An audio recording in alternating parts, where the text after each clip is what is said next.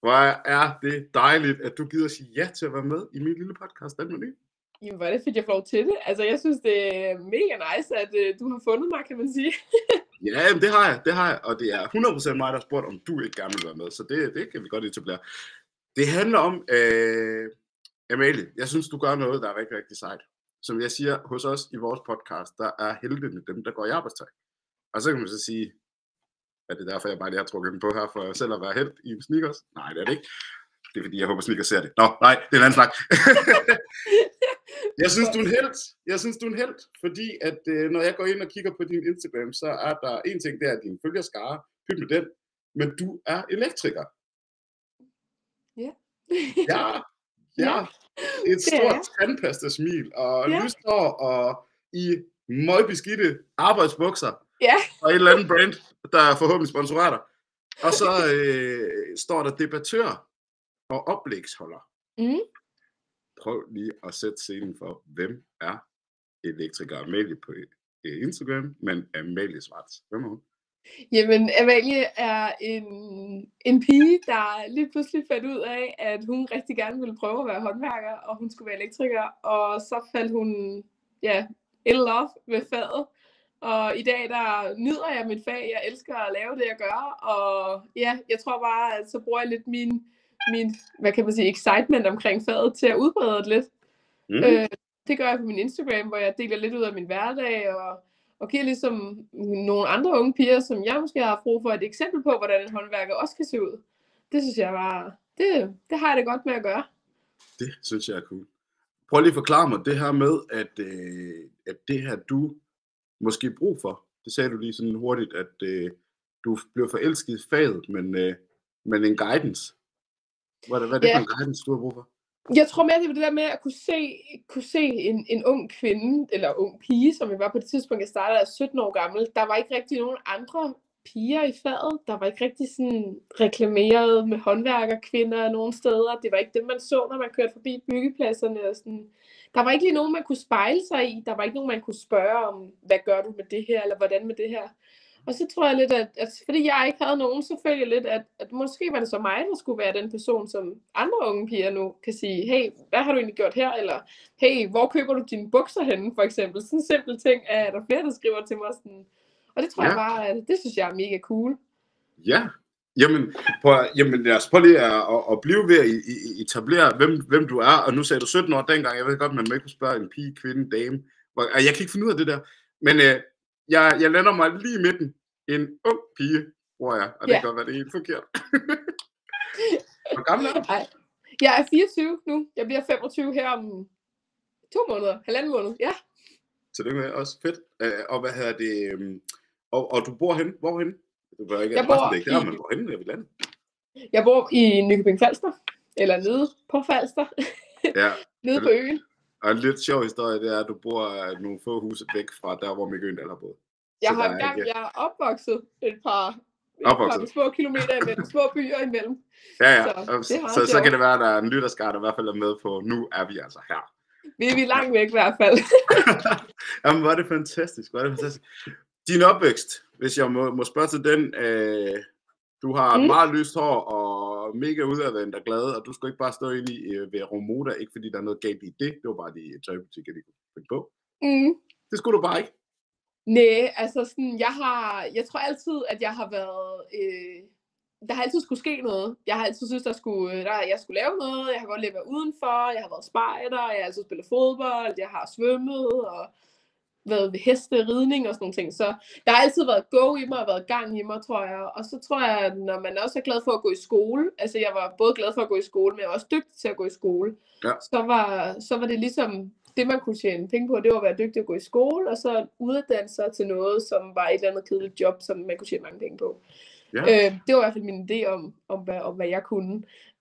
Men så fandt jeg ud af, at jeg kunne også vælge at lave noget, jeg synes var fedt, og uddanne mig til noget, jeg synes var nice, og jeg kunne bevæge mig og bruge den her go i det hele tiden, som jeg altid har haft i mig. Og så være jeg glad for, at man også stadig tjener penge. Ja, selvfølgelig. Men hvad er det ved faget, der er rigtig sjovt? Vi har mange ting, vi skal dykke ned i, men hvad er det med faget sådan overordnet, der gør dig excited omkring det? Kontra for eksempel at have valgt at være tømrer eller mekaniker? Ja, altså, jeg brugte faktisk, og det har jeg sagt til alle mine oplæg, jeg holder, at grunden til, at jeg ikke blev tømrer, det er simpelthen en simpel grund, og det er fordi, jeg hader at få splinter i fingrene. Jeg virkelig hader det. Altså, sådan, jeg bliver irriteret på mig selv, hvis jeg får splint i fingeren, fordi jeg kan slet ikke være i det. Er det rigtigt? Ja, det er noget så åndssvagt, det er derfor, jeg ikke er blevet tømrer. Jeg er ikke blevet lektor, fordi jeg ikke er klog nok. Jeg tror, det er derfor. Jeg har jo en grunduddannelse som, eller jeg kan sige, min basisuddannelse, det er der tømmer jo. Så det der hedder byggemontagetekniker. Så det er jo super sjovt, at man kan have de her modsat. Jeg skal faktisk være ærlig og sige, at det kan godt være, at man så rammer nogen lidt i hjertet her. Jeg synes, elektrikerfaget er mega, mega spændende. Det er også mega spændende. Jeg synes faktisk oprigtigt, det er spændende. Men det gør jeg også med tømmerhåndværket. Det er faktisk ikke det, der har været mit problem, og det er faktisk ikke grunden til, at jeg ikke er der i dag. Grunden til det er den der gamle jargon, den kan jeg ikke fordrage. Og det er faktisk en af grunden til, at jeg har en lang serie lige nu med erhverv. Fordi om nogen, der gerne vil viske det ud, så er det mig. Fordi jeg har ikke været udsat for noget, heldigvis på min hudfarve eller på det. Jeg har bare mødt typer, jeg ikke kan fordrage. Altså, jeg kan simpelthen ikke være i stue med de her mennesker, der enten råber af dig, fordi du er langsom, eller kommer til at lave en fejl, eller sådan et eller andet, den der Paul-agtige, jeg ved ikke, hvad jeg skal sige. Og det er ikke for at hænge nogen ud. Jeg kan simpelthen ikke. Hvordan kober I? Hvordan håndterer du det? Jeg tror, at jeg vil sige, at vi er nået til et generationsskifte i byggebranchen pt. Det er nemlig rigtigt. Og fordi vi skriver 2024, og alt skal være meget woke, så bliver der rigtig hurtig udskiftning på de her folk. Og der er virkelig, altså der bliver slået hårdt ned på det nu. Så jeg vil sige, jeg synes virkelig, der er mange, jeg er positivt overrasket over, hvor mange, der ligesom går med på den gode bølge, og ændrer noget ved det her, så vi ikke hænger fast i den der meget hårde skurvognsnak, og som du selv siger, at så bliver man råbt af, eller så er der et eller andet, eller lærling er kun med for at slæve og sådan noget. Ja, præcis. Jeg kan ikke det synes jeg virkelig, at vi har ændret os meget på. Altså, jeg ved, bare ud fra egen erfaring af min lærerperiode, der var der aldrig noget tidspunkt, hvor jeg bare var med for at være den slævearbejdet, eller for at blive kastet op i en eller anden skunk, eller et eller andet. Altså, sådan, det har været, fordi jeg skulle lære noget. Det er så sjovt, du siger det der, fordi det værste, man har som lærling, jeg har jo selv været lærling, jeg var i et stort firma, jeg havde den bedste lærertid, det er nødt til at sige. Nogle rigtig dejlige mennesker, jeg var hos søde mennesker. Men det er super sjovt, du siger det der med, der er skunken, og der er blevet råbt af, og med for at slæve. Ja. Det er de tre, hvor det er bare frygt sit ejer. Ja, og det er bare den gængse, der altid har været i branchen, at når du er lærling, så var det du var. Du var ikke andet end et fucking arm og ben. Altså det er hvad du har været med for. Og det synes jeg synes det er virkelig fedt, at der sker noget. Altså jeg kan mærke, at der sker noget, og jeg gør også selv noget for det. Når jeg har lærling med, så stopper jeg tit op og siger, forstår du, hvorfor vi gør, som vi gør nu? Eller må jeg lige give dig et trick til, hvordan du kan gøre det nemmere for dig selv, eller sådan nogle ting. Ja, ikke bare med sådan, tag alle mine ting og slæv, for det gider jeg ikke rigtigt. Nej, fordi jeg skal hjem nu, du rydder op. Kan du hygge dig? Og hvad jeg tror rigtig mange mennesker glemmer, det er nu siger jeg herre meget, det lyder så useriøst, men der er rigtig meget ledelse i at gå på en byggeplads, fordi du skal hele tiden kan se fremad, og man skal, du skal have tingene med, du skal have liften kørt ned på næste etage, hvis man går på entreprisepladser og så videre. Der er rigtig meget i det, som jeg tror mange mennesker desværre undervurderer. Har jeg en idé om. Men jeg synes, det er super spændende, og det er fedt, vi kan tale ind i det, fordi jeg tror, der er rigtig mange, der står ude på sidelinjen og kigger ind igennem hegnet og siger, jeg skal ikke derind, fordi det er for, de saver mig over. Altså. Og det er faktisk på ingen måde det, folk de længere har lyst til at gøre. Nej, og det. Jeg havde faktisk et rigtig godt eksempel på det, at jeg var ude og holde et oplæg her den anden dag, hvor at der var nogle forældre til nogle elever til at holde noget oplæg. Vi skulle tale om vores uddannelsesvej, og så sidder vi efterfølgende, og så snakker jeg med en af dem, og han siger sådan, jamen jeg kan egentlig godt forstå de unge, at de ikke gider at sidde som 16-årige nede i en skurvogn og blive høvlet ned. Ja. Sådan, men det er jo ikke det, der foregår mere. Nej, heldigvis. Hvornår har du sidst været ude på en byggeplads? Fordi jeg kommer der til dagligt, og det er ikke det, der foregår. Men det var også synd for deres børn på 16 år, at de skulle sidde i sådan en skurvogn. Nej, det er det så ikke. Nej, det er det ikke. Det er det så ikke. Det er heller ikke det, der foregår derude, men det er en idé, at min forældres generation har om, hvad det er, der foregår. Jeg plejer at sige... hvordan det foregik for 30 år siden, for eksempel. Ja, jeg er fuldstændig enig, men jeg plejer så at sige på den anden måde, at om du sidder i en skurvogn, som faktisk er rigtig, rigtig fin i dag, de har som regel de chefer, som gider ofre i det, de har eget talent, de har egen håndvask, de har alle, og du har dit eget skab, du har, og så sidder du ved et bord lige så vel. Så kan det godt være, at det ikke er lige så pænt, som du sidder inde i en corporate virksomhed, der ligger, nu kommer jeg fra Aalborg, der kigger ud over Limfjorden. Det er vi enige om, at det er måske ikke lige så godt. Med frugtordninger og hæve-sænkebord. Ja, og undskyld, pis mig. Hvad hedder det?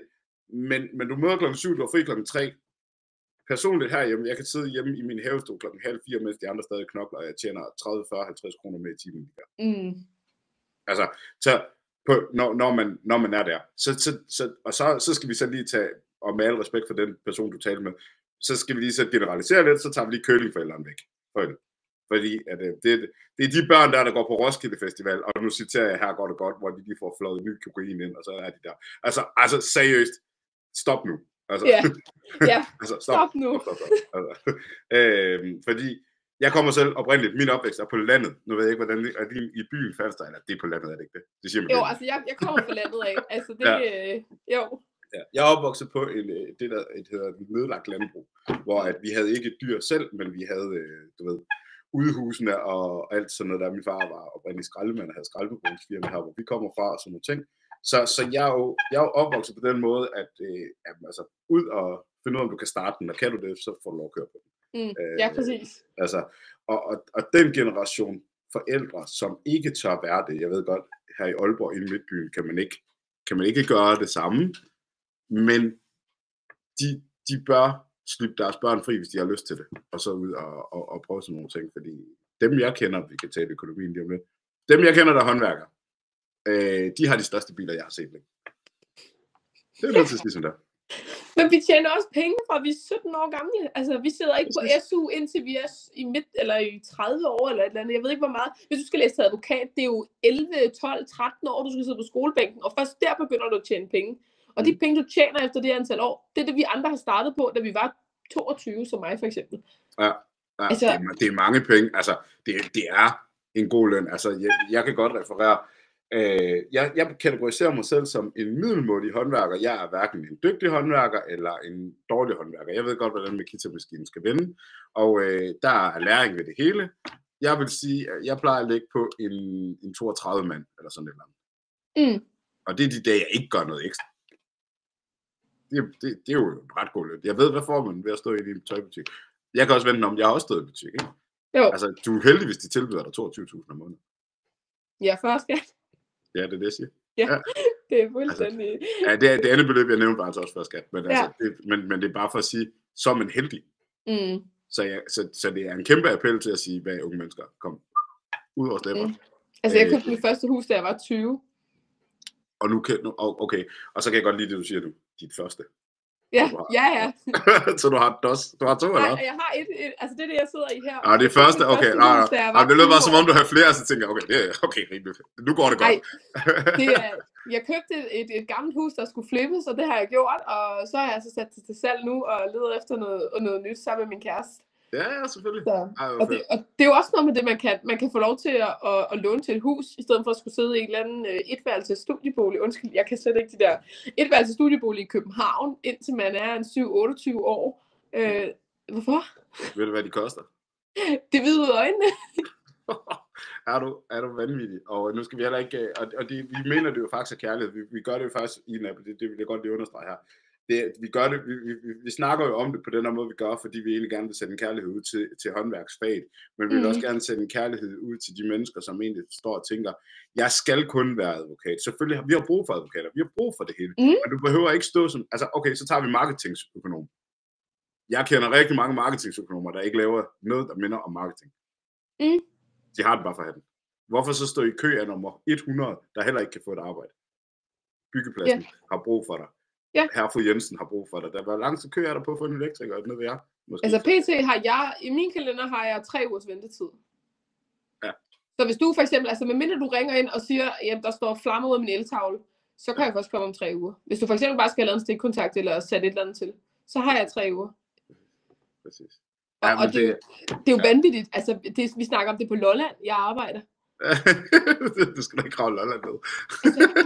Nej, det skal jeg ikke. Men altså, befolkningsmæssigt tætheden af Lolland er jo ikke særlig stor. Men altså, det er også derfor, at københavnerne begynder at ringe til firmaer hernede. For det kan betale sig for os at køre derind, ellers så skal de vente 1,5 måned på for eksempel en København-elektriker. Det sådan, tror jeg, det er i alle store byer. Ja, præcis. Og mesteren, de klapper i hænderne, fordi de... Nå, siger du kørsel? Dobbelt.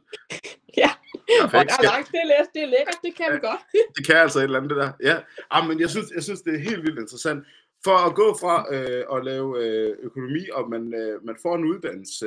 Hvad med dit... Sådan nu siger du har en sød, dejlig kæreste, og hvad laver han, hvis jeg må spørge? Jamen, han er faktisk selvstændig klejnsmed. Han startede virksomhed officielt rigtigt op sidste forår, sommer. Han kom hjem fra Livgarden, og så har han ellers haft en drøm om at starte selvstændigt, så det gjorde han det efter. Det har givet ham en masse hår på brystet og gå på mod.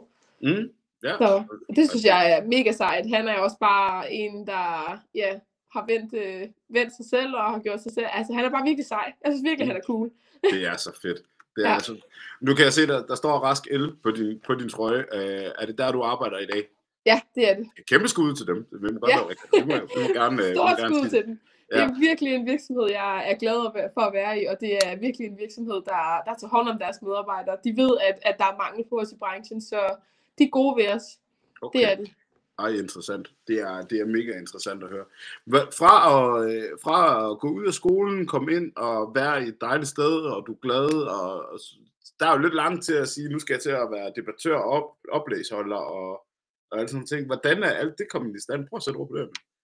Det startede faktisk allerede tilbage i 2020, hvor Bossetis kontakter mig og hører, om jeg ikke har lyst til at være en del af det. Og så siger jeg ja til det, og så har jeg faktisk været med dem rundt mange gange snart på folkeskoler og FGU-uddannelser og for uddannelsesvejledere. Og holdt oplæg, altså simpelthen bare fortalt min historie fra start til slut, og givet mine bedste råd ud til dem, jeg har siddet og lyttet, ikke? Og så er det egentlig bare vokset derfra, og så nu har jeg så været på et efterskolevej her for noget tid siden, der skulle skrive noget OSO-opgave. Det er sådan noget, hvor man skriver om sit job, eller det man godt kunne tænke sig at lave i fremtiden. Hvor vi var nogen ude at fortælle omkring vores vej til uddannelsen, og at ligesom give de unge forståelse for, at vejen er meget atypisk. Det er ikke bare lige ud, som man får at vide. Så det er lidt det, og så deltager jeg på alt muligt. Jeg har lige været med til Green Innovation Week over i Skive. Ja. Det var også mega spændende. Var med i sådan noget agtig stormester battle med Mark Lefebvre og sådan nogle ting, så det var ret cool. Hvor godt. Hvad er det? Men det sjove er, fordi lad os lige prøve at spole lidt tilbage, og så dykker vi lige ned i noget af det. Boss Ladies kan man også følge ind på Instagram. Kæmpe skud til det. Prøv lige at forklare sådan lidt mere, en lille smule mere dybdegående i. Hvad er det? Jamen altså, Boss Ladies er jo vi kalder os en forsamling af kvindelige håndværkere. Det er jo en forening, eller hvad kan man kalde det? Det er jo noget, der kommer ud af den der forening Divers. Det er et projekt, Boss Ladies, hvor man ligesom har prøvet at skabe et fællesrum og et ståsted for kvindelige håndværkere. Det er jo nogen, hvor man kan se sig selv igen. Det der, jeg ikke havde. Man kan se andre kvinder. Lige nu der er vi 450 ambassadører, tror jeg. Og det er simpelthen bare kvinder i håndværkerbranchen. Det er alle brancher. Det er bygge, anlæg, det er mekanikere, det er, jeg tror også transport er kommet med ind i det. Og det er bare et kæmpe fedt fællesskab, der laver en masse fede arrangementer, og ligesom man har et talerør, altså hvis man har problemer med noget, så kan man skrive til dem. Vi har sådan en Facebook-gruppe, hvor vi sådan snakker en gang imellem. Eller bare sådan en simpel ting som, hvad for et par sikkerhedssko går I, og jeg har det her problem med min arbejdsplads, eller hvor finder jeg en læreplads, eller et eller andet. Så det er simpelthen bare sådan et fællesskab. Altså jeg har virkelig været glad for det. Hvorfor er det nødvendigt? Det er nødvendigt, fordi at når jeg går ud på en byggeplads i dag, så ser jeg mig selv. Og det er det. Der er ikke nogen andre kvinder. Der kommer måske en maler, når vi er halvvejs igennem projektet, og det er det. Vi kan ikke se hinanden. Og det Boss Ladies MF, jeg har i hvert fald sagt til dem hver gang, det har været for, at vi kan se hinanden. Vi kan se, at vi ikke er de eneste, der eksisterer i hele verden. Altså sådan, jeg har været ansat i 2 virksomheder. Nu hvor jeg er ansat, der er vi omkring 60 mand. Jeg er den eneste kvinde. Altså elektriker, vi har 2 på kontoret, 3 på kontoret. Og i anden virksomhed var jeg også eneste kvindelige elektriker ud af 70. Så der er jo langt imellem os. Det er jo ikke fordi, at når man går forbi en byggeplads, man lige ser, om der står en kvinde derovre, der står en anden en derovre. Jeg har faktisk en sjov historie. Den sidste byggeplads, jeg er på, jeg kan ikke nævne det grundet nogle kontraktuelle ting, det må man jo ikke. Men det sidste byggeplads, jeg lige var på, der var 4 kvinder på pladsen. Jeg var helt overrasket. Nogen lavede brandsikring, Og den ene var tømrer, og så var der en mere. Det synes jeg var cool. Jeg har aldrig set dem ind til. Nej, og det er fedt. Er det ikke Ja, det? jo, jeg var helt... Og skal være ærlig at sige, det har været et spænd fra... Når var jeg sidst på en byggeplads, skal jeg tænke mig om. Det er 6-7 år siden. Altså, Jeg startede i lære for 7 år siden. Der var 0. Ja, men jeg var virkelig overrasket over, hvor mange kvinder, der var på den plads der. Og de var... altså, jeg har altid syntes, at de er dygtige. Altså, kvinder, nu bliver det sådan noget, de dem. Det er jeg ked af. Men hold op, hvor er de dygtige. Altså, det er helt vildt. Og så kan jeg godt lide det her med, at på den byggeplads, der havde mændene den rigtige respekt. Jeg gør sådan her, fordi jeg håber, jeg formulerer mig rigtigt. Jeg forstår, hvad du mener. Den rigtige holdning til det. Den rigtige holdning, ja. Meget bedre formuleret. Hvor at, jeg var på et tidspunkt, jeg stod i en lift, og så lægger jeg mærke til, at en kvinde på pladsen, hun slæber en stige. Og der er ingen mænd, der stopper op og stopper med, hvad de gør. Der er ingen, der går hen og siger, jeg skal lige løfte den. Før i det sekund, hun siger, hey, kan du ikke hjælpe mig med det her? Så kom det. Og så kan nogen tænke, jamen det er jo mega forkert. Hvorfor har de ikke bare hjulpet? Nej, nu skal du få lov at svare. Men jeg stod faktisk for mig selv og tænkte, nu laver jeg jo sådan noget podcast, altså jeg analyserer lidt på sådan nogle ting. Så jeg stod og tænkte, det er fucking god. Hvad siger du? Jamen det er det. Altså sådan, jeg plejer at sige, når folk spørger, om jeg godt kan mærke, at jeg er kvinde, så siger jeg ikke kvinde, jeg er elektriker. Altså sådan, jeg kan godt bære min egen stige, men hvis jeg spørger om hjælp, så regner jeg også med, at mine kollegaer vil hjælpe mig. Lige så vel som hvis min mandlige kollega spørger mig om hjælp, så hjælper jeg ham. Præcis. Fordi det var bare, jeg kunne bare ikke lade være med at tænke det her med, at jeg håber og beder til, der var ingen, der sagde noget til hende. Før hun sådan lægger ned, den er simpelthen for tung. Det er fair. Jeg har også løftet Symbrit, kæmpe store betonsembritplader, hvor jeg fik klemt mine fingre, hvor jeg kunne ikke løfte lortet. Altså, og der er jo også noget til lige at sige til Pelle Bjørn over i bagved og sige, gider du lige hjælpe mig? Fordi, og det er der, hvor det er det, jeg godt kan lide ved ligheden i det. Det var noget andet, hvis du kom ned med dit lys hår, og hej gutter, tager du lige mine tasker, altså du ved, arbejdstasker, det ved forkert. Men du ved, du kan tåle det, du ved, hvad jeg mener. Men, jeg ved, hvad du mener. Ja, det var godt. Hvad er det? Hver eneste morgen, og det gad du ikke, fordi du var en diva. Fordi så, jeg synes jo langt hen ad vejen, at du var en idiot. Altså, fordi så spiller du på noget, som jo egentlig ikke, så bliver du ikke længere i mine øjne berettet som elektriker med. Så er det jo bare en, der vil have alle fyrens opmærksomhed. Det kan man få på en anden måde. Altså, forstår mig ret. Så det synes jeg er cool. Du er med Boss Ladies. Mega fedt. Og det har jo gjort, at jeg kan se, at du er ambassadør for Hilti. Ja, det er faktisk, altså, jeg ved ikke, om det har gjort det, men jeg har startet et samarbejde med Hilti omkring værktøj. Jeg har tidligere været et samarbejde med Blokklæder, men det har vi valgt efter, det var jeg i 2 år faktisk, har vi valgt så at ophøre det. Så fint. I dag der har jeg et samarbejde med Hilti, og det er jeg mega glad for. Jeg synes, det er så fedt. Ja. Og jeg var, blandt andet var jeg her for nogle uger siden inde på deres, de havde sådan noget kvindelig diversitetsdag, hvor alle kvinderne i virksomheden mødes. Jeg ved ikke, om de var der alle sammen, men der var ret mange. Og så var jeg inde og snakke om og fortælle omkring min erfaring i byggebranchen og sådan nogle ting. Så jeg synes, det er virkelig fedt, og jeg sætter stor pris på, eller jeg ved ikke, om det hedder pris på.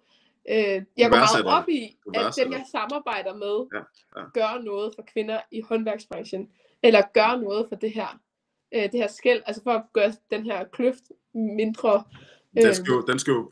Kløften skal jo væk. Altså, det skal den. Der skal bygges en bro over den. Ja, det skal der. Altså, og det er jo, men det skal der også i andre parametre, for nu bliver det meget sådan, og selvfølgelig kvinde gør noget, mand gør noget. Men der er jo andre parametre, som vi taler om det her med, du har ikke en ekstra slave, fordi du har en lærling. Du har en lærling, fordi det ligger i ordet, du skal lære vedkommende noget, som ikke er på samme niveau, som du er. Min holdning i hvert fald. Og så der er masser af ting, men lad os prøve at tage det negativt, så har du oplevet noget, på grund af, at du har jo et skandinavisk stereotyp pænt ydre. Jeg håber ikke, jeg tror på, at du vil sige det. Nej, jeg forstår, hvad du mener. Ja. Jeg er en pæn pige, som jeg får at vide nogle gange, når jeg kommer ud. Og jeg vil sige, at der findes, jeg plejer at sige, der er virkelig mange gode mennesker derude, men der er altid en, Der er Jo. en idiot iblandt os. Det er der Den også i sidste idiot trafikken. er ikke fyldt. Det er der også i Altså, trafikken. ja. Og der er nogle enkelte gange, jeg har været ude for noget, og jeg vil sige, nu er jeg ikke typen, der holder mig tilbage. Så jeg har stået og så råbt af nogen på en byggeplads, fordi jeg simpelthen ikke finder mig i det her. Ja. Men jeg har også en enkelt gang blevet totalt mundlam over det, der blev sagt, hvor faktisk at nogle, jeg ved ikke, om vi var ikke kollegaer, for vi var ikke samme firma, men vi gik sammen på en byggeplads, hvor hans kollegaer tager fat i ham og siger, hvad fanden er det egentlig, du siger? Altså, hvad er det, der foregår? Ja, stop det der. Stop dig selv. Altså, Ja, jeg har faktisk lige oplevet en, der blev fyret direkte på grund af det. Fordi at hun havde egentlig ret similar look til dig, og hvad hedder det, og det vedkommende kunne slet ikke styre det. Altså. Nej. Og det er sgu ikke i orden. Altså, det er jo det samme, at jeg vil jo heller ikke have et N-word mod mig, eller alle jokes kun handler om bananplukker eller et eller andet, fordi at jeg er mørk, ikke også? Altså, jeg kan godt tåle det, hvis, når jeg sidder i humoren, så er jeg ligeglad. Jeg tror, at de fleste vil vide, at der er sgu sådan rimelig meget sådan, der skal bare ske noget fuldt fart frem, ikke? Men hvis ikke jeg kan høre og mærke, at vi er et sted, hvor at det her, det giver mening, så hedder jeg bare Daniel. Er det ikke meget at bruge det? Altså, man skal også mærke lidt efter de mennesker, man går med, fordi man kan godt joke. Du ved, hvis vi nu gik sammen på en byggeplads, så kunne vi godt, sådan, hvis vi snakkede godt sammen, så kunne vi måske godt joke lidt mere med det. Men når du så det ville være totalt stereotyp. Den mørke med blondinen. Det ville jo bare, så kører joken. Altså, men så var vi indforstået i det. Ja, vi var indforstået med det, men når du så lige pludselig kommer ind fra sidelinjen og fyrer et eller andet af, hvor man tænker, hvad er galt med dig? Altså sådan, i hvilken verden var det okay? Og guderne skal vide, at man vil gå hjem til hver sin familie. Altså, det er bare sådan noget, man bliver så træt. Altså, man bliver simpelthen, Gud hjælpe mig træt. Fordi jeg kunne forestille mig, at der var andre kvinder, som måske ikke piger, damer. Vi bruger de alle tre, for jeg vil ikke have Jeg kunne forestille mig, at der var andre, som måske ikke er lige så rapkæfter som dig. Ja. Og nu siger jeg rapkæfter. Men jeg er rapkæfter. Jeg siger min mening. Og en skål for en skål og en spade for en spade, fordi du skal vide, når du gjort noget forkert. Det er super fedt. Ja. Men der er dem, der ikke kan stå op for sig selv. Ja. Og det er jo dem skal vi også tage lidt hånd om. Fordi hvis de så møder ham her, der ikke kan finde ud af at snakke ordentligt til en, de ved ikke, hvordan de skal reagere. Og de får måske ikke sagt fra i tide nok, før det går ud over dem selv. Og det er jo de har ikke sagt noget, det tror jeg. Nej, de får ikke sagt noget, og det er derfor, at der er nødt til at være nogle andre, der ligesom bakker op omkring dem også. Jeg tror også, der er noget, der hedder... Men det tror jeg ikke kun er, hvis vi hopper ud af håndværksbranchen, det tror jeg ikke kun er der. Fordi stress i dag er jo bevisligt, og jeg er ikke forsker, så jeg skal ikke sætte tal på noget som helst. Men stress er jo en kæmpe ting af det danske og arbejdsmarkedet generelt. Jeg tror rigtig meget, altså jeg er tit for skudt i skoen, det her med, hvorfor laver du det her, og hvad har du lavet, og hvorfor skifter du, eller jeg skifter ikke job bare for at skifte job, jeg skifter job, hvis ikke jeg er tilfreds, eller hvis jeg ikke får det løn, jeg gerne vil have, eller der er nogle andre parametre. Jeg er hamrende loyal faktisk, jeg kan faktisk godt lide at være på mine jobs længe, men jeg tror, der er rigtig meget stress, der opstår, ved man ikke får sagt fra. Tror jeg. Altså, har du lavet nogle overvejelser i det? Altså, en ting er, at du lyder, og jeg kan se for dig, at du er glad for det, du gør, og det kan man jo se, hvis man gider at blade ned igennem din side. Du virker rigtig, rigtig glad, og du virker også oprigtig. Altså, man kan også finde nogle opslag, hvor det måske er fandens skur af helvede, hvor du ikke lige synes, det er så fedt. Men hvordan tror du, har du tænkt over sådan noget med stress? Ja, jeg vil give dig fuldstændig ret. Altså, når man tager rigtig, rigtig meget på sine skuldre, og det er jo, jeg tror, det er i alle relationer, man har. Hvis man ikke lærer at sige fra til sidst, så fylder man bare sten ned i sin rygsæk. Og på et eller andet tidspunkt, så er den der rygsæk, den er så tung, så man kan dårligt nok stoppe om morgenen, og man kan ikke gå uden for døren, uden at man brækker ryggen på det. Og det gælder alle steder. Man er nødt til at sætte sine grænser og sige fra, for ellers så er det, at vi dør. Og vi dør stress. Altså, det gør vi helt ærligt i Danmark. Og det tror jeg på. Jamen altså, det kan jeg også godt sige, det tror jeg også, jeg har afsløret i en podcast, så kan jeg gøre det igen. Jeg havde en virksomhed, som var midt under coronaen, og i realiteten, hvis ikke, jeg lavede nogle fodpakker, fordi det var første gang, jeg sådan havde en rigtig stor virksomhed, og desværre nødt til at måtte afvikle det, og så videre, og komme ud af det fine, alt det der. Summa summarum var, at jeg fik konstateret sukkersyge på den konto, fordi at jeg ikke lyttede efter. Og det gjorde jo så, at man fik nogle ting, men det slog ud. Altså man mener, at jeg egentlig har haft det altid på den måde. I dag er alting heldigvis bedre, men det var en bekostning af det. Fordi at jeg bare kørte på, og lyttede egentlig ikke til, hvad jeg selv ville. Selvom jeg lavede en masse ting, som var fornuftige, og penge i det, og alle sådan nogle ting, men jeg var ikke inde ved kernen af, hvad jeg ville, og det er egentlig også noget af det, som hele den her podcast op på skuldrene af, og derfor taler om det, fordi at jeg tror, det er meget, meget vigtigt, at der er sådan en som dig, derude, som så tør at stå forrest og tage the hits. Men hvornår er Amalie, hvornår er hun presset? Ja, hvornår hun presset? Jeg tror, at jeg har altid været en god pleaser. Jeg kan godt lide, at alle er glade, og jeg kan godt lide at gøre mit allerbedste hver gang. Og jeg tror, at det, der presser mig rigtig meget, det er at vide, når jeg ikke kan gøre mit allerbedste, eller jeg ved, at jeg ikke kan gøre alle glade. Og jeg siger ja til for mange ting, i stedet for at sige, det har jeg ikke mulighed for, eller nej, det kan jeg ikke gøre. Ingen tvivl om, jeg har også været meget presset. Jeg har gået som formand på 2 pladser. Og jeg vil sige, at det sidste gang, jeg gjorde det, der var det presset til sidst. Okay. Der var jeg ude, hvor jeg tænkte, puha, nu holder det hårdt, og ringede hjem flere gange og sagde, du er nødt til at få en til at hjælpe mig. Altså, der er nødt til at komme nogen og hjælpe mig med det her, ellers så bliver vi ikke færdige. Ja. Og det tror jeg bare, at det har jeg også lært af den dag i dag. Altså, jeg ved i dag, skal jeg sige, prøv her, nu har jeg 5 åbne sager. Nu er vi nødt til at holde det her. For ellers så kan jeg ikke holde hoved og hale i alting. Nej, så kan man ikke være med. Nej, og så kan jeg heller ikke være med på mit faglige niveau. Altså min faglige stolthed kan heller ikke holde til det, fordi jeg ved, at når jeg lige pludselig bliver meget presset, så kommer der til at ske fejl. Og det er jo det, der ikke skal ske. Altså det skal jo ikke blive et dårligt resultat af den grund. Så må man ligesom sige, så tager vi det her en ting ad gangen. Jamen, det lyder som om, du har en vanvittig sund tilgang til det, og også tør at sige, at selvom at vi kan godt sidde her og kalde dig Superwoman, så tør du også godt at slappe af og sige, okay, her til ikke længere. Fordi det er jo også et af de ting, som jeg gerne vil slå på, fordi mange af de kvinder, som nogle gange går ud på byggepladsen, synes jeg har oplevet. Det er ligesom om, de føler, at de lige skal rette ryggen endnu mere, og de skal være endnu mere. Og i mine øjne skal de ikke det. De skal bare være sig selv. Altså. Man kan godt føle sig, jeg vil ikke kalde det overvåget, men man føler lidt, at man skal være bedre end sine mandlige kollegaer, fordi ellers så bliver mine fejl bliver der hurtigere lagt mærke til, end hvis for eksempel der var nogle andre, der lavede fejl. Det er sådan en eller anden tanke, vi har oppe i hovedet, og det er sjovt, for jeg har faktisk snakket med mange af boss ladies-damerne omkring det, at det er den der med, man føler, at man skal være den bedste, fordi ellers så bliver der lagt mærke til, at man er dårlig, selvom det måske i virkeligheden slet ikke er sådan. Sådan har jeg det, jeg hopper lige ind i, jeg svarer bare lige hurtigt på det, sådan har jeg det faktisk også selv, når jeg er på byggeplads. Fordi jeg er ikke den bedste håndværker. Altså jeg er ikke den der, vi skal lige bygge en trap der, det gør vi bare lige sådan, så er den der. Nej, det kan jeg sgu ikke se, altså. Men du kan finde mig en kasse 40 skruer, så skal jeg eddermame nok have nogle skruer i. Altså forstå mig ret, altså nogle gange så skal jeg lige, det er jo derfor, jeg sidder og laver en podcast, der har lavet tv, jeg har lavet alle mulige andre ting, det er fordi, det er det, jeg er god til. Jeg er god til at speak for folk. Kom ud til motorsport, så skal jeg vise dig, hvad jeg er god til. Forstår mig ret. Men derfor skal jeg jo stadigvæk have smør på brødet. Altså, giver det mening? Og sådan har jeg det også, når jeg går ind i en fodboldklub, hvis ikke man er den bedste. Og det er deres kæmpe passion. De brænder bare for det. Jamen, jeg kan bare godt lide at spille fodbold, fordi jeg skal have en passion. Ikke? Altså, og så ligesom om, så føler man sig lidt ud af klubben. Altså, så føler man sig lidt. Og der vil jeg faktisk sende en kæmpe ros til 4 gutter, hvis de hører det her, som jeg senest har siddet i skurvognen med.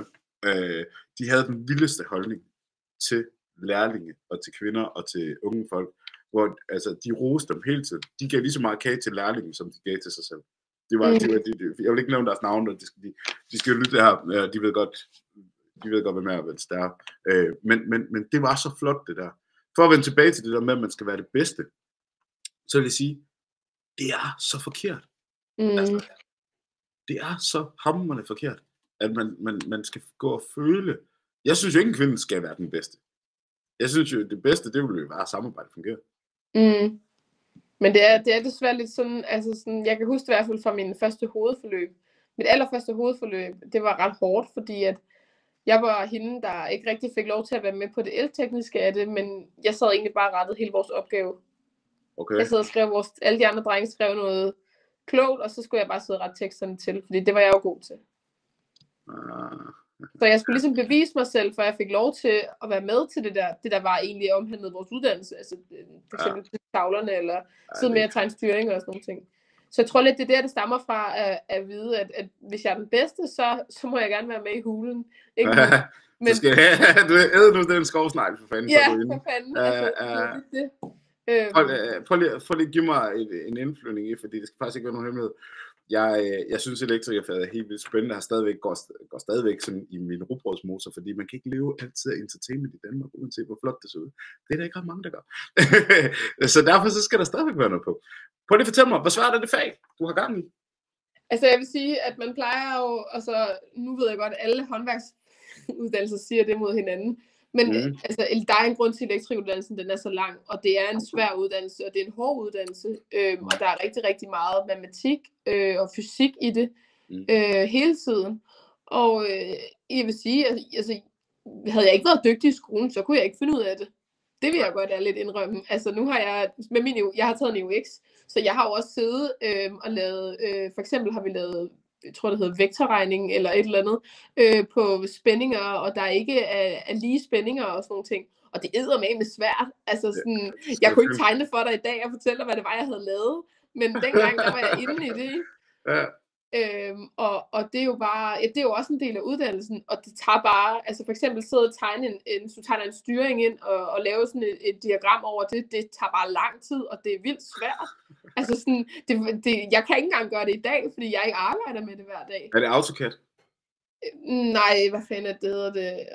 Jeg kan ikke engang huske, hvad det jeg kan ikke huske, hvad programmet hedder, de tegner det i. Shit, det var... Ja, det skal jeg ikke bruge til noget mere.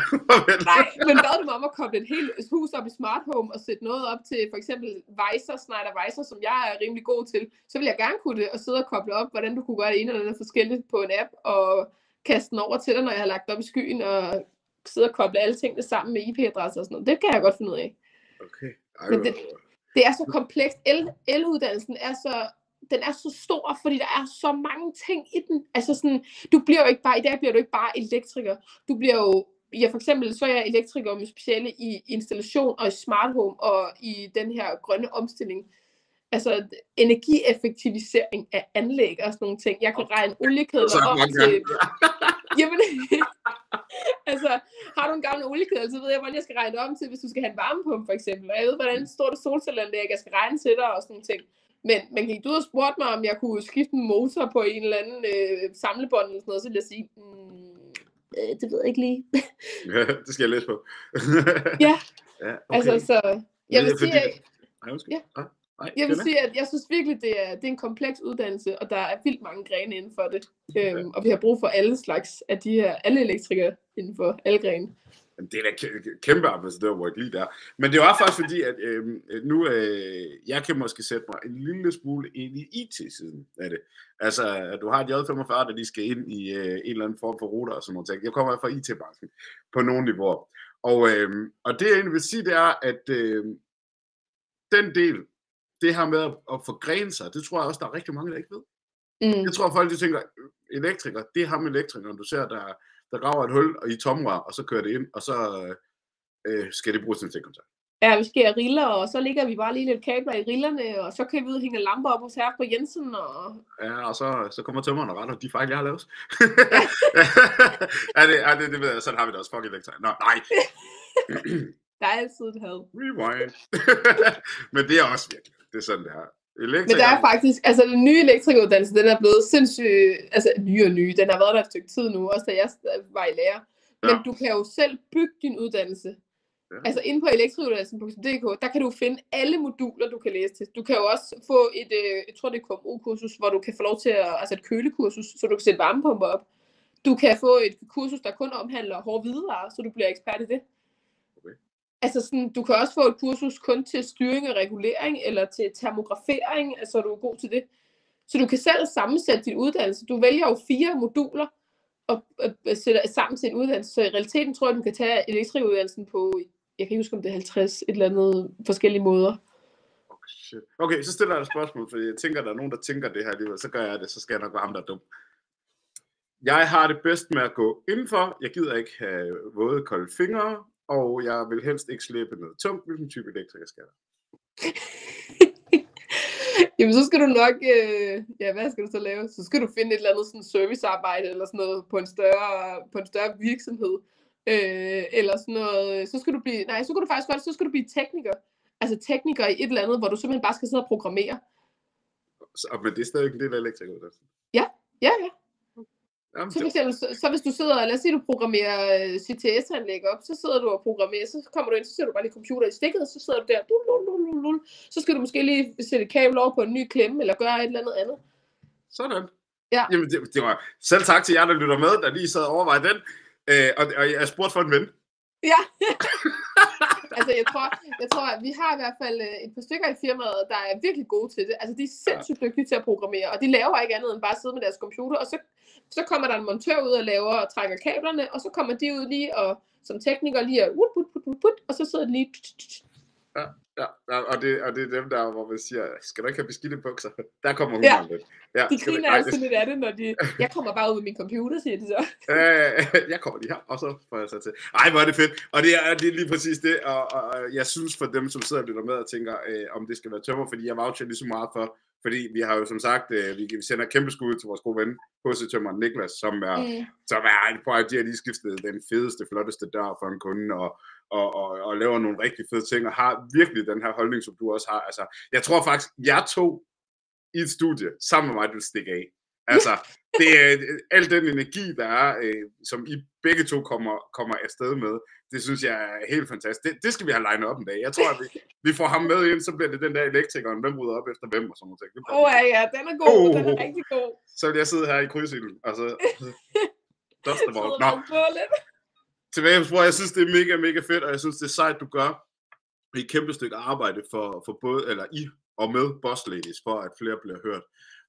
Hvad består din fremtid af? Du bliver 25 nu her, og hvis vi siger 2 måneder fra nu, så er vi lige på den anden side af januar. Kan det passe, eller er vi i januar?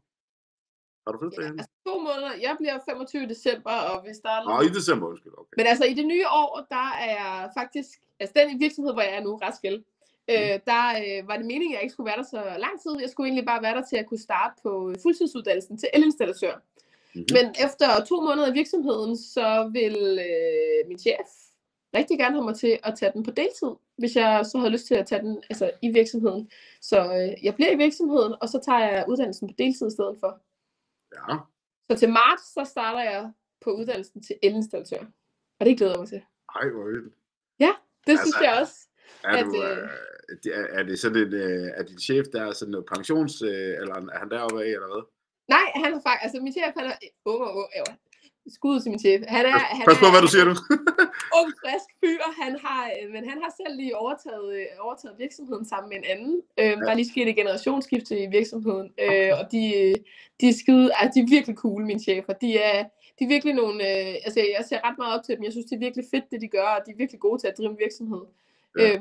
Men man er, som chef er man jo kun lige så god som alle de medarbejdere, man har, og når de ser et potentiale i en, som jeg håber, det er det, de har set i mig, så vil de selvfølgelig gerne have, at man uddanner sig videre, så man kan udvikle virksomheden på den måde.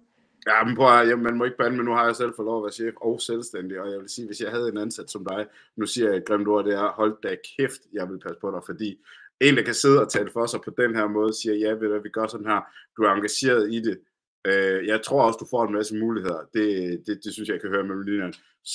Så klap dig selv på skulderen for det, Amalie, fordi du brænder helt igennem her hjem til Aalborg. Det er helt sikkert. Det er jeg glad for. Det skal du. Du skal være sindssygt stolt af dig selv. Fordi der er ikke, jeg tror ikke, der er mange, der vil sige sådan om det sted, de er, punkt 1, punkt 2, det er, og så oven i købet have den her passion med i det, som skinner igennem dig. Jeg er meget for det, jeg laver. Jeg er virkelig glad for det, jeg laver, og jeg vil sige, når jeg trives et sted, så er jeg rigtig glad for det, og så vil jeg også gå langt. Altså, når der bliver sat pris på mig, så sætter jeg også pris på der, hvor jeg er.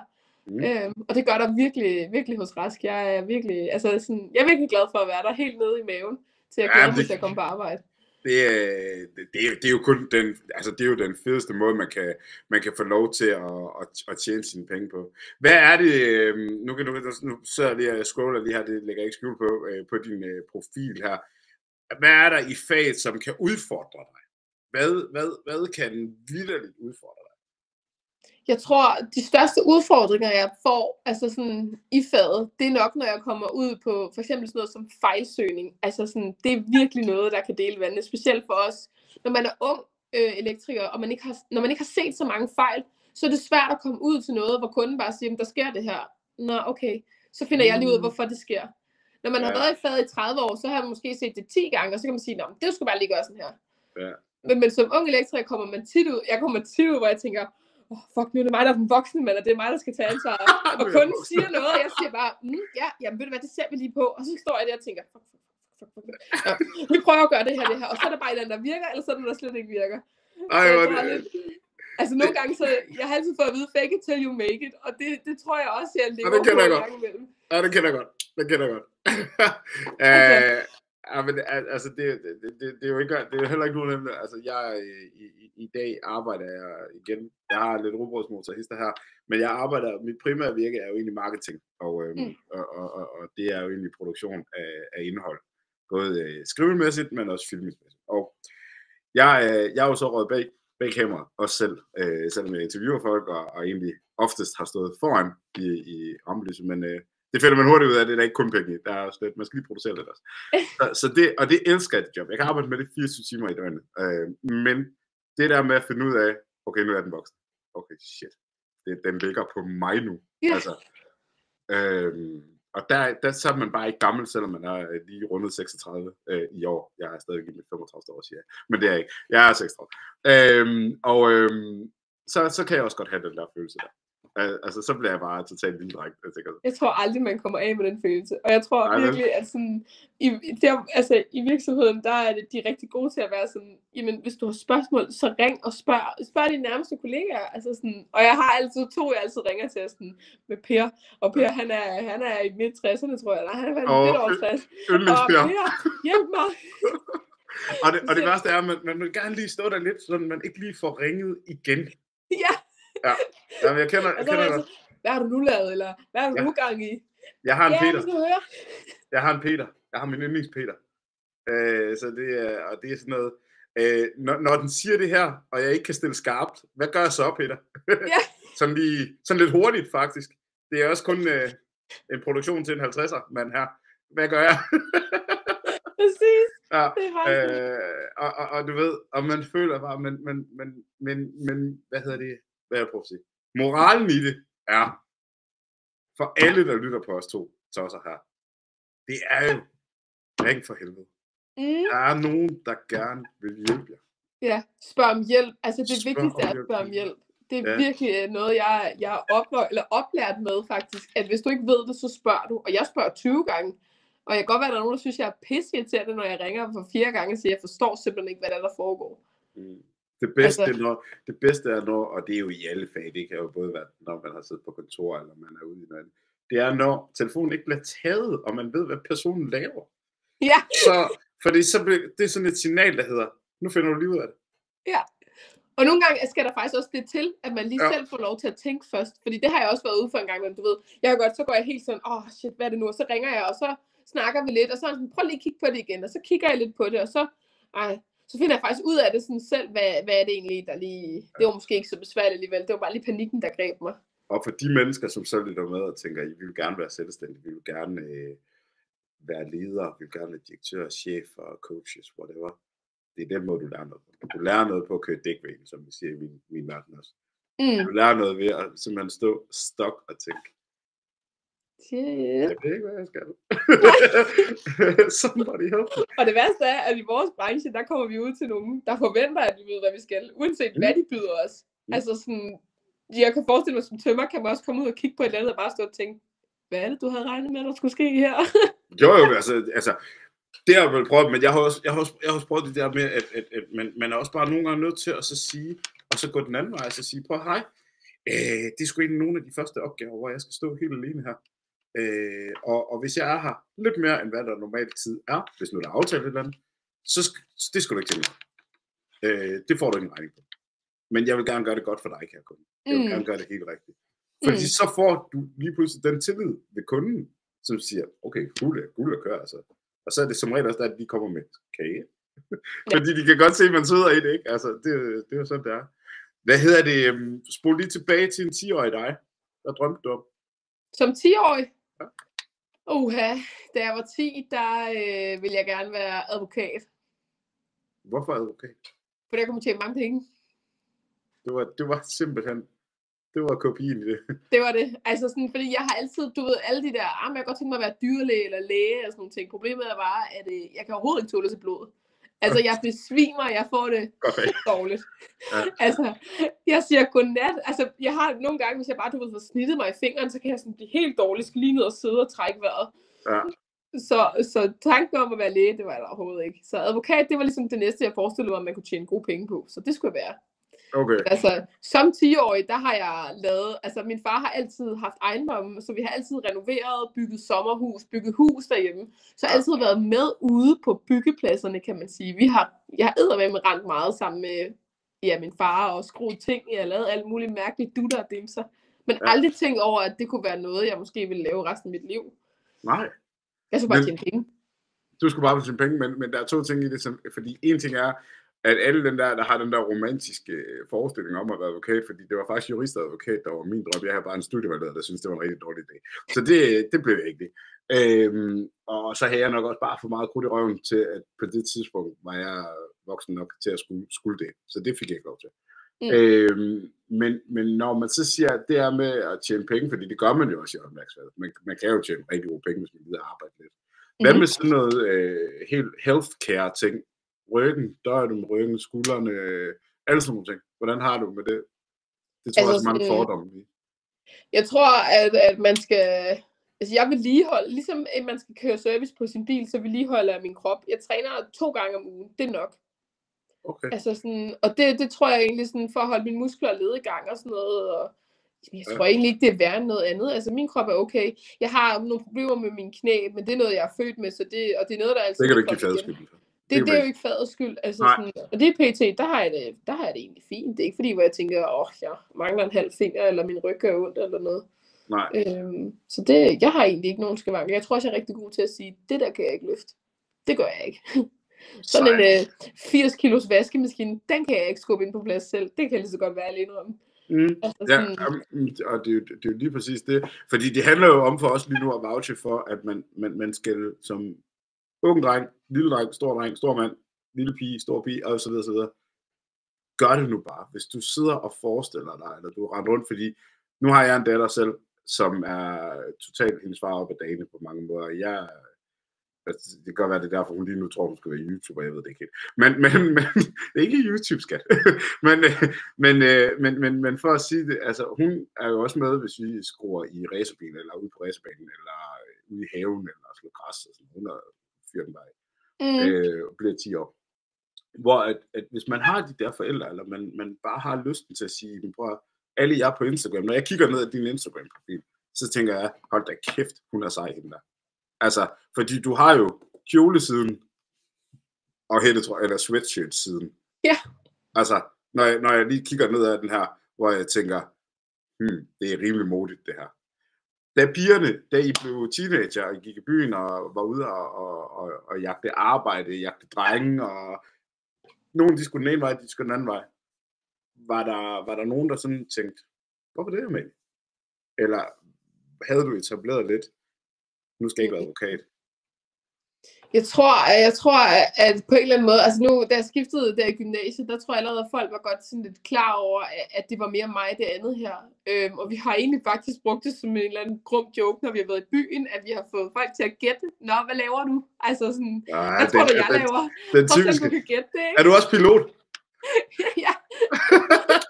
Men sådan, altså, og det der gængse sådan, du arbejder i hjemmeplejen, eller du er sosu, eller du står i Matas, eller sådan noget. Nej, jeg er elektriker.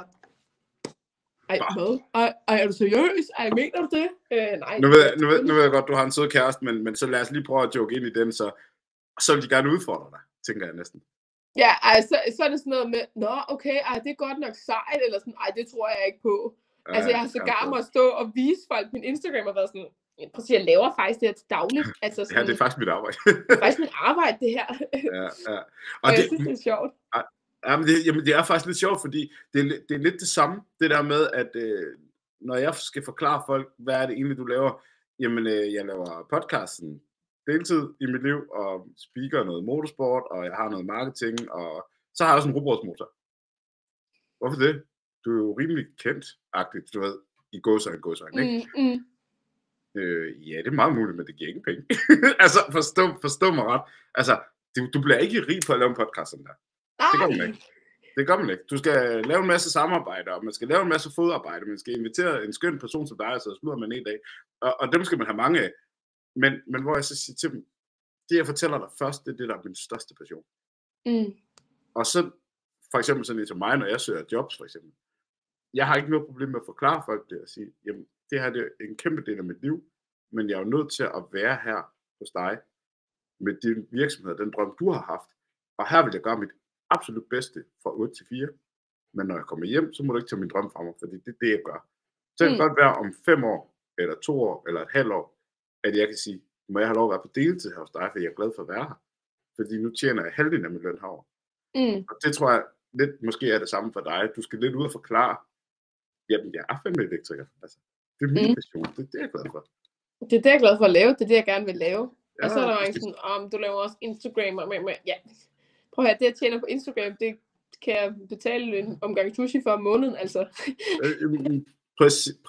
Præcis. Og det er så dejligt at høre, fordi få nu det her glamoriserede billede ned. Ja, altså. Vi laver vores passioner. Det er jo det, altså vi laver det, og så let's be honest, altså det er jo ikke fordi, man tjener dårligt som elektriker. Nej, det, altså, den kan jeg også tage med til. Altså, at lave film, som sagt, jeg har været medvirket i cirka 10 danske spillefilm i det her land på min entertainmentgrad, og de gange, det har været rigtig sjovt, der er også grinet hele vejen ned i banken. Og så er der bare rigtig langt mellem de snaps. Altså, og det skal jo strække, så det er jo derfor, du kan jo ikke bare gå ud og sige, jeg lever af det her. Nej. Så det er egentlig også en af grunden til, at jeg har lavet den her. Det er for at fortælle. Ikke for at rave noget ned, og vi tager pis på en masse ting, det kan jeg mærke. Vores humor, den er ret ens, det er ret fedt. Og det handler bare om at prøve at åbne døren, og nu kigge ind i den virkelige verden.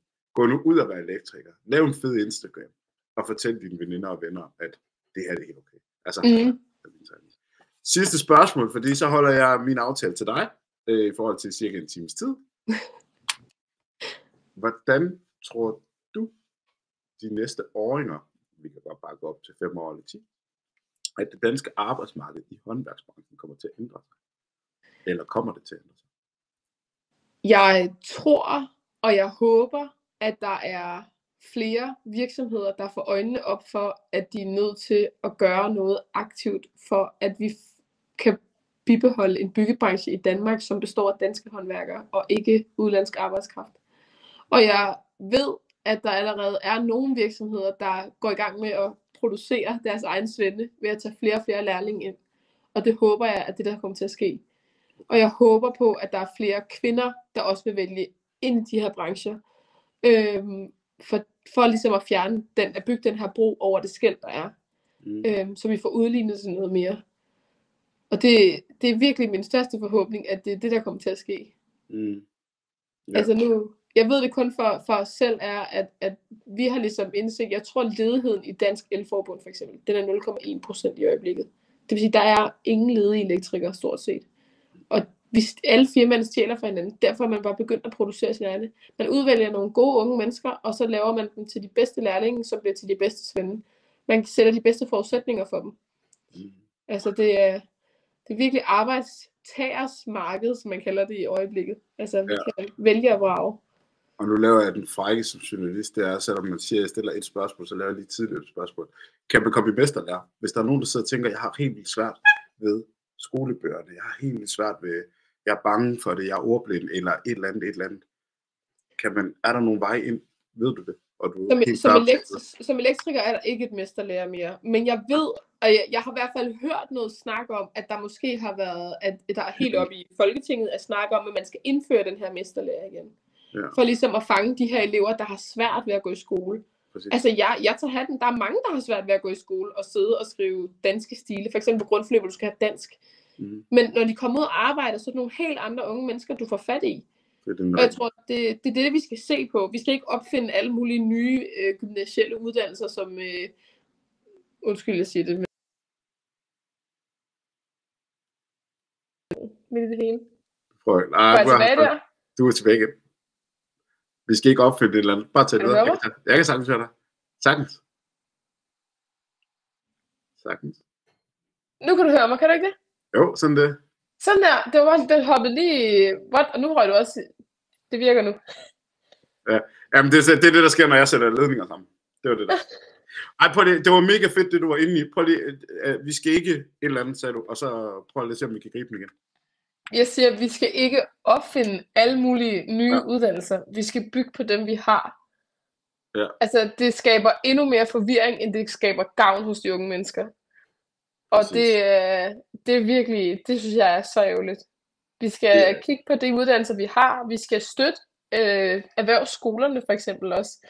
Og så skal vi give noget mere støtte de virksomheder, der vælger at tage folk i lære også. Altså sådan, vi er nødt til at arbejde sammen omkring det her. Alle indtværs. Lærepladser, virksomheder, skoler og Folketinget også. Altså politikerne er også nødt til at få øjnene op for, hvad der foregår ude på byggepladserne. Jeg synes, det er mega... Ja, jeg synes, det er mega fedt, og jeg er så evigt taknemmelig over, at du fra et andet perspektiv, nu har jeg haft vores skønne Niklas med, men du vil komme ind fra elektrikerfaget og fortælle om, hvad det er, du gør, og hele dit virke, og jeg synes, du er pisse sej, og du er helt bevidst håndplukket til at være med her. Så jeg håber, at det ikke har været hverken ærgerligt eller for slemt, eller hvordan, fordi igen, vi alle sammen er startet et sted. Jeg har startet her, og nu er vi kommet til sæson 2, så jeg er lige så ny i godsøjne, i hvert fald mit eget format. Så tusind tak, fordi du gad at være med og fortælle om, hvordan vi kan få endnu flere ind i dit fantastiske fag. Tak fordi jeg måtte være med. Det har virkelig været spændende, og jeg glæder mig virkelig til at høre, hvad folk synes om det hele, og håber, der bare har fanget en eller to derude, så er jeg tilfreds. Jamen, der skal ikke ret meget til at gøre en forskel. Bliv ved med smil ude på byggepladserne, og var der ikke så mega langt til Falster, så skulle du være huselektriker her. Tusind tak for dig. Tak for at jeg måtte være med.